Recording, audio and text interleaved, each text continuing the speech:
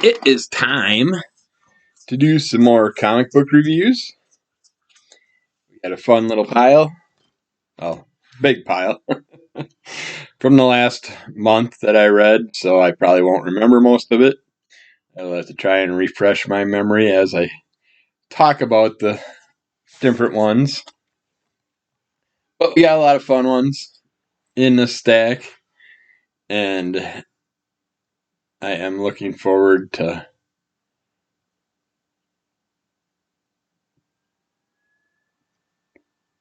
going through and seeing if I can remember half the stuff. We did an unpacking with a lot of these things, such as Archie's Halloween Spectacular. This is a fun Archie Comics collage of different Halloween stories again.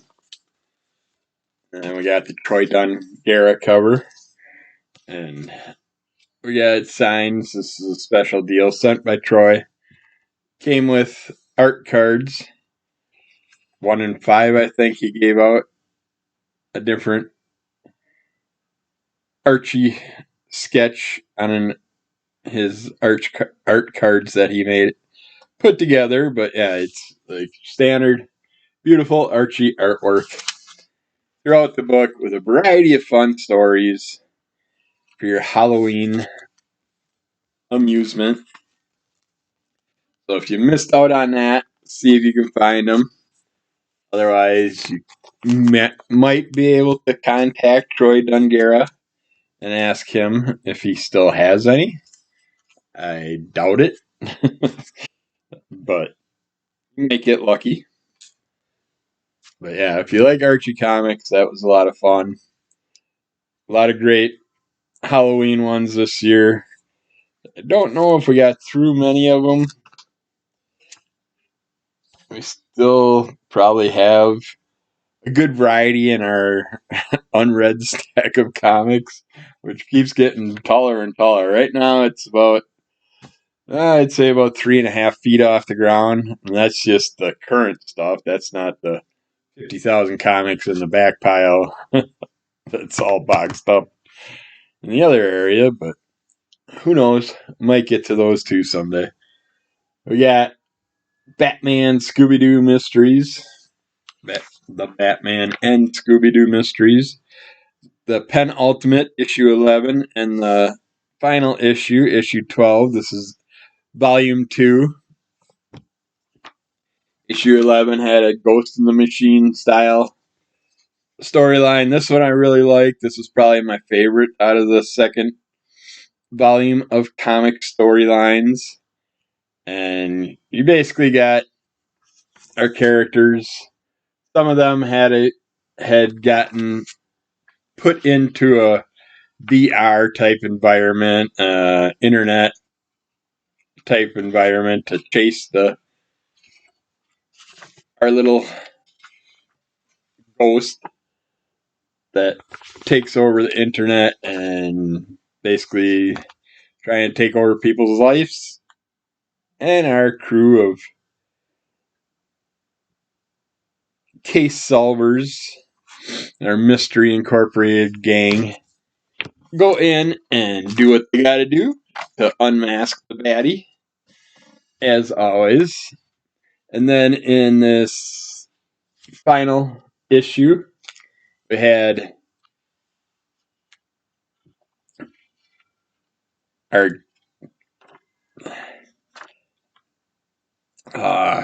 what is the Batman Adventures style Batman character that's dealing with, I can't remember their name because it was a long time since I read it, but they're like a card gang. It's not like the Queen of Hearts or anything like that. Can't remember who's the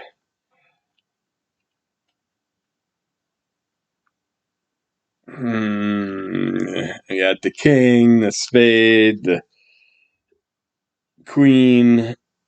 It's a variety of card characters, but they got to figure out what's going on. And there's all these. They have these cards that they're flying around on. Shaggy and Scooby happen to figure out how to use them. They jump onto them. And then I want to say Nightwing style character, but it's not. Is it Batman Beyond?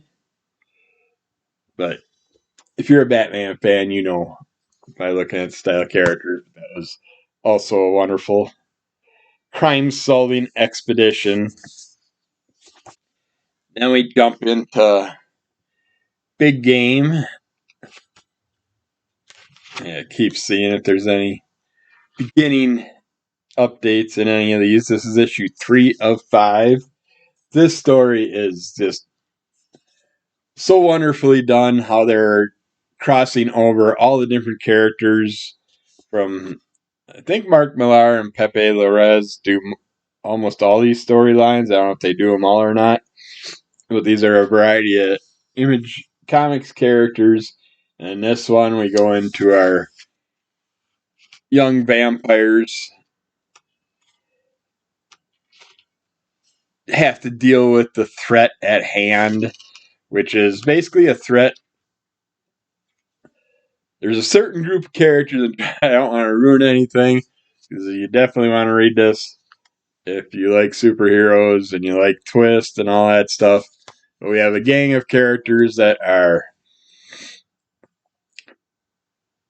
basically finding a way to try and trap other characters by using, I don't want to give it away, certain techniques to get ahead of the game and catch our characters off.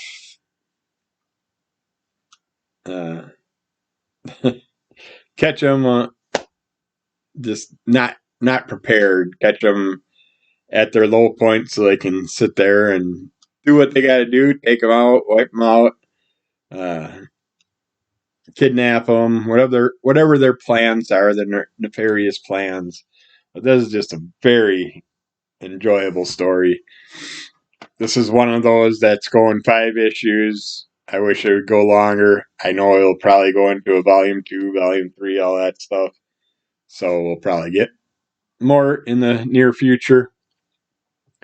It's a great way to get introduced to all the different characters from this storyline that cross all over from this world, this environment. It's like when you look at the different Image Comics, Dynamite Comics, they're not all of them. Some of them are not necessarily set up in the same environment that Marvel and DC and all that are in. So you have a whole new array of superheroes and characters, and you don't have to worry about them crossing over with characters that you know that are in Earth 257 and Earth 342 and Earth 3 and Earth 6 and Earth 952. All them, this multiverse of madness shit where not only do we have a regular Earth full of too many damn characters, now we have a multiverse of millions or unlimited amounts of Earths with unlimited amounts of characters and every version of every character. It's like, not only do we have Spider Pig, Spider Man, Spider Boy, Spider Girl, Spider Ant, Spider Gnat, Spider Microbe. I mean, they have so many Earths, they have to use every possible concept. Spider Tree, Spider Leaf, Spider Needle. I mean, it's ridiculous the amount of Earths that they play with, and it just gets so confusing at times. It's nice to go back to hey, this is here, and this is what we're dealing with. But I have a feeling eventually they'll sit there and do the same thing that everybody's doing and go into the multiverses of madness and all the ridiculousness. But yeah, it's enjoyable to a point. But once every comic franchise does it, it just gets blown out of proportion. One, maybe two, doing something similar, fine, but everybody doing it, it just gets. And we dealt with the time travel. It's like if everyone, and I hate time travel because if every one of these franchises did time travel, you really think time would have never changed? That time is sitting the same for everybody to go back and do stuff and have the same environment that they go back in time to?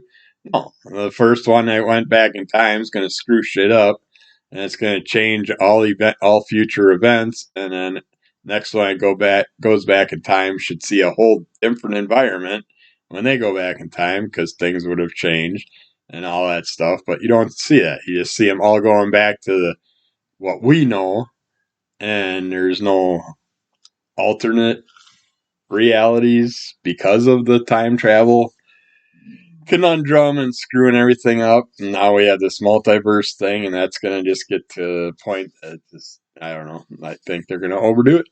I think they already are overdoing it. I think it was fun to start with, but now every damn movie's got to have multiversal crap in it, and it just really. Now we got 500 Batmans showing up. it's, it's bad enough we got so many characters out there that it's to the point that there's no normal humans anymore. And there can't be, not with as many different superheroes as there are. All right, we got Cover of Darkness from Source Point Press. Femme Fatales. This is a bunch of female-related stories in the horror genre. Yeah, Bloody Mary. Story by George Michael. Art by Nat Jones. Letters by Nikki Powers. This one has kind of a voodoo aspect to it. We go back to Africa. We go back quite a ways. I don't have a timeline in here. But yeah, it's basically like the story. Don't call out a demon because you may just happen to awake them. We have Phantom Forever, which is kind of like a Phantom of the Opera style storyline. And these are all very well done. I've read and reviewed other Cover of Darkness one shots in the past. I've liked every one that I've got my hands on. We got Madame Mystère, which is a kind of an evil child storyline that just, again, you gotta watch what demons that you might summon. And then we got The Bride, which basically set up into a marriage, and sometimes things go awry and you just never know who you're being attached to, and you gotta watch out what you might end up with. It's like, do you really want to get in an arranged marriage and not know who you're going to be spending the rest of your life with? It could be someone that's completely insane. And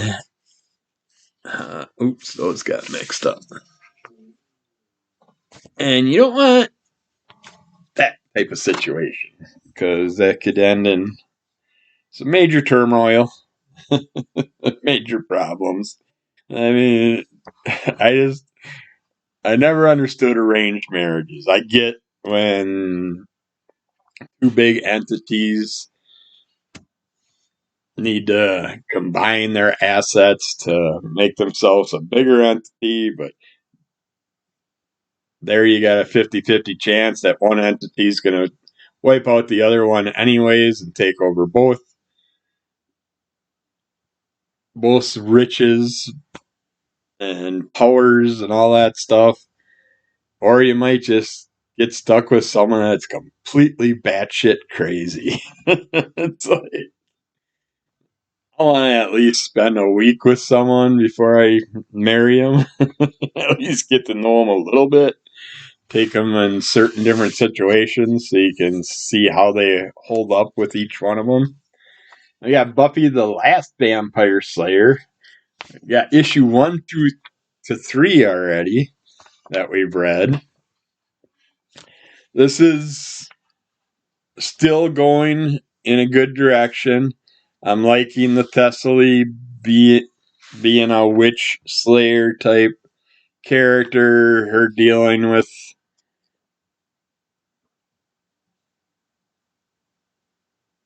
I'm not even gonna say the name.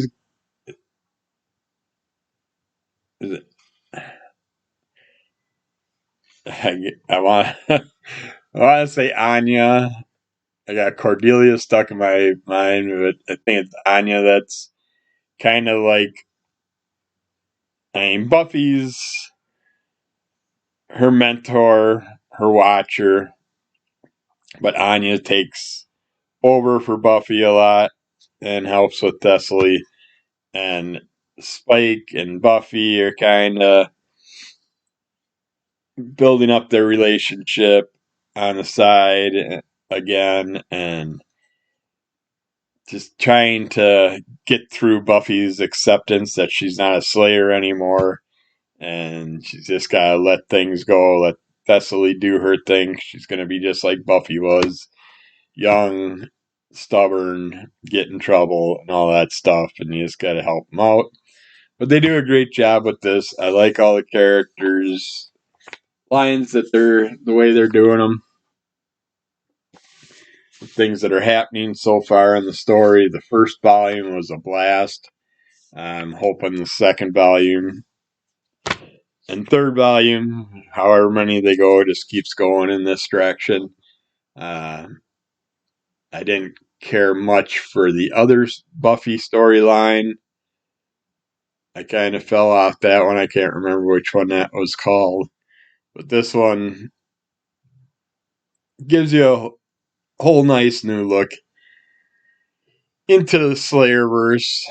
And I think if you've never read Buffy before at all, and you're younger, teens, 20s, I think volume 1 would be a great way for you to jump on and look at a whole new concept of the Buffyverse. And I think you'll find a variety of characters you enjoy and can relate to. And yeah, I think it is a good kind of a. We had the Buffy movie, then we had the Buffy series, two complete different setups, and completely different Buffys. They did a great job separating themselves, and I think this also does a great job of separating itself from the Buffy series, which was very long running. I think I want to say 13 seasons maybe of the show and comic, uh, and tons of offshoot stories and stuff. So if you don't want to go back and delve into all that stuff, I say jump on volume 1 of Buffy the Last Vampire Slayer. And I don't know why they call it the Last Vampire Slayer. Like, we got Buffy the Vampire Slayer, you're the only Slayer and all this stuff, and all of a sudden, once we got 13 seasons in or whatever, all of a sudden we got a ton of other Slayers that appear and all this stuff. So it's like, why don't you just say Buffy the U.S. Vampire, United States Vampire Slayer? There's a lot of other countries that we'll find out other Slayers are abound, I'm sure, in the near future. We got Deadpool Badder Blood. This is issue 4, penultimate issue, I believe. I'm pretty sure this is a 5-issue run. But Deadpool's search for his old high school pal Miles Ellison, aka Thumper, has taken a turn. Deadpool was hunting down Dr. Van Struten, the man who transformed Miles into Thumper. when Wolverine and Cable discovered that Van Struten had turned over a new leaf. In fact, Thumper was trying to kidnap and force the Doc to create an army of super soldiers, just like him. So Deadpool set off to foil these plans, only to find himself caught up in the larger plans of Arcata and her enforcer known as Kill Bill. The fight with Kill Bill did not go well for Wade, as Kill Bill was able to drag Deadpool into a series of hyper-real Mindscape battle scenarios, where he was pitted against countless enemies, including a venomized version of himself called Venompool. Wade also met allies on his journey, including the Deadpool Corps, who armed him with a laser sword to defeat Kill Bill. But just as Deadpool was outnumbered and near defeat, Wolverine appeared, declaring Deadpool the only hope to rescue Cable. This is so much fun. I do gotta mention Buffy the Last Vampire Slayer. You got Casey Gilly, Aurora Roig, Nicola Izzo, and Gloria Martinelli on that run. I'm terrible about announcing creators, artists, all that stuff. But Deadpool Badder Blood, Deadpool Bad Blood, the first volume was a blast, and this one goes off into a whole different route, and the whole Kill Bill scenario, and throwing Deadpool into a VR style environment, thinking that he's fighting people in the real world, and he isn't, and all kinds of things happening to people around him and stuff. This is a really fun story to follow along with. And I'm curious as heck what's going to happen with Thumper in the final issue, because kind of the first volume kind of got us introduced to Thumper and then pushed us into the second volume with him kind of changing things up. Yeah. But you got Rob Liefeld, of course, doing the story. Chad Bowers doing the script. And then you got Corey Hampshire, Chance Wolfe, and J. David Ramos, and BC's Joe Sabino all sticking their hand into the storyline. But yeah, I mean, the characters, the artwork is just so enjoyable reading this. And I love anything Deadpool you give me, I'm going to jump into it. Enjoy it more than likely. But yeah, it's. And according to Rob Liefeld, it looks like we will be going to a third volume with this. I'm guessing Deadpool Baddest Blood, maybe. So I will definitely get that one also and see where that story takes us. Next up, I think we might end this with this one, and then we'll see. We got Fearless Dawn, The Bomb, issue number 2. Again, you got your black and white artwork, very well done. You got your Nazi zombie characters that we're dealing with in the storyline. Written and illustrated by Steve Mannion. Then you got Dan Berger and Frank Forte helping out with this. But yeah, our characters kind of awakening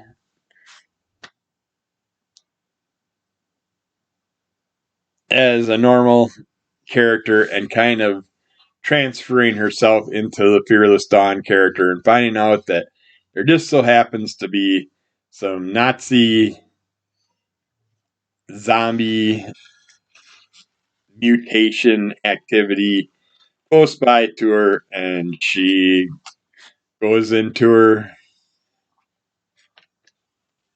usual badass mode and does what she has to deal with the evil entities near her while she's helping out whoever she has to along the way. Then we got a Brown Hole Jones. Uh, see, they got a little thing here. Dirty Pirate Department. Ahoy, matey, and welcome to the spectacular second issue of The Bomb. Here at Atom Bomb Comics, we just can't resist a good swashbuckler. So we gone and drawed us up one. And here it is, presented to you in good old black and white, signed, sealed, and delivered. We now present Brown Hole Jones. It's basically a fun pirate story full of baddies that have to be put in their place, and she does what she has to set them in there, put them in their place. But yeah, can't go wrong with some Fearless Dawn. I enjoy all those stories. Fun, goofy, do the right thing, put them in their place type storylines. And we'll do one last one with I Hate Fairyland, or Fuck Fairyland if you get the covers I get. Number 8 and 9. Gert is just keeping up with her troublesome demeanor. This is created and written by Scotty Young, of course. Got Brett Bean and Jean-Francois Ballou, Nate Picos, and Marla Ezek putting their hands into this, helping out. Our favorite green-haired menace tries to be super stealthy and leave Fairyland with Thomas. But somehow a sheet is not a convincing costume. Weird.